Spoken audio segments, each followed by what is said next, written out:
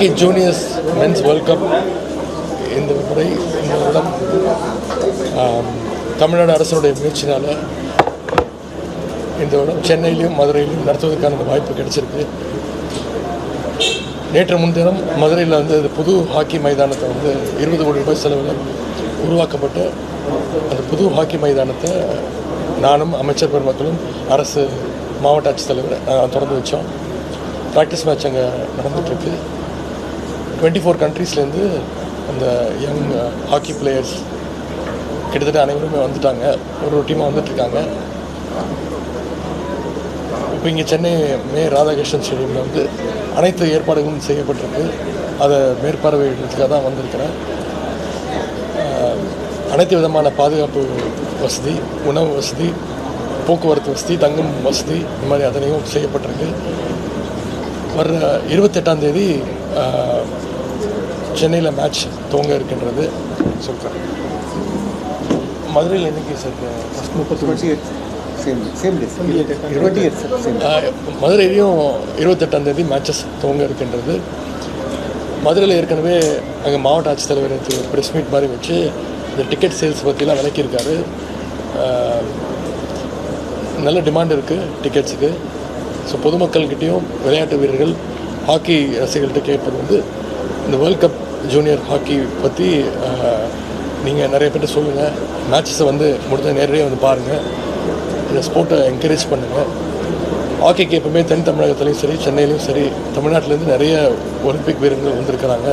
So அவங்களுக்கெல்லாம் இந்த tournament ஒரு புது எனர்ஜியை கொடுக்கும், ஒரு உத்வேகத்தை கொடுக்கும் அப்படிங்கிறது நாங்கள் நம்புகிறோம்.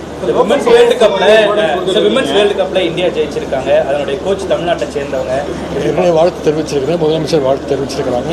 அவங்க சென்னை வரும்பொழுது அவங்களை சந்தித்து அவங்களுக்கான பாராட்டுகள் தெரிவிக்கிறேன்.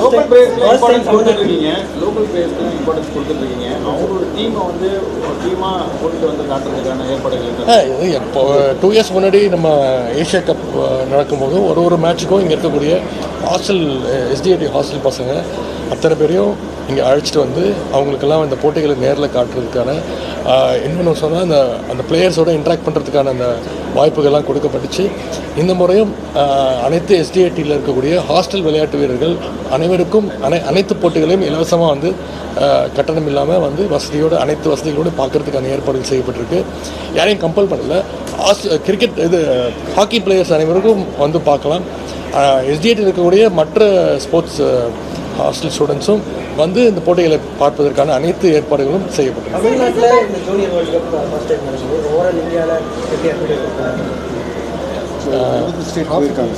தெலுங்கு ஸ்டேட்டில் நாங்கள் ட்ரோஃபி எடுத்துகிட்டு போயிருக்காங்க சார். அதோட sometime honourable CMs, honourable governors அவங்க எல்லாம் வரவேற்பு கொடுத்தாங்க. டெல்லியில் honourable central minister, union minister அவங்க தான் இந்த ட்ரோஃபி அன்வீல் பண்ணாங்க. 10 நாட்களுக்கு முன்பு இந்தியா ஹாக்கி 100ஓட செலிப்ரேஷனில் பண்ணாங்க. அங்கேருந்து பல மாநிலங்களுக்கு எப்பவுமே இந்த மாதிரி மிகப்பெரிய அளவு ஒரு டோர்னமெண்ட் நடக்கும்போது எல்லா மாநிலத்துக்கும் அந்த கப்பை அனுப்புவாங்க, பாஸ்த ட்ரோஃபின்னு. அது மாதிரி தமிழ்நாடு இருக்கக்கூடிய அனைத்து மாவட்டங்களுக்கும் அங்கே இருக்கக்கூடிய பள்ளி மாணவர்கள்ட்ட விழிப்புணர்வு ஏற்படுத்துகிற வகையில் அனைத்து மாவட்டங்களுக்கும் இந்த ட்ரோஃபி போயிட்டு வந்தது. எஸ்ஐஆர் அப்புறம் பேசலாம். பிளே ஸ்டோர் மற்றும் ஆப் ஸ்டோரில் இருந்து பாலிமர் செயலியை QR கோடு மூலம் பதிவிறக்கம் செய்யுங்கள். செய்திகளை உடனுக்குடன் பெறுங்கள்.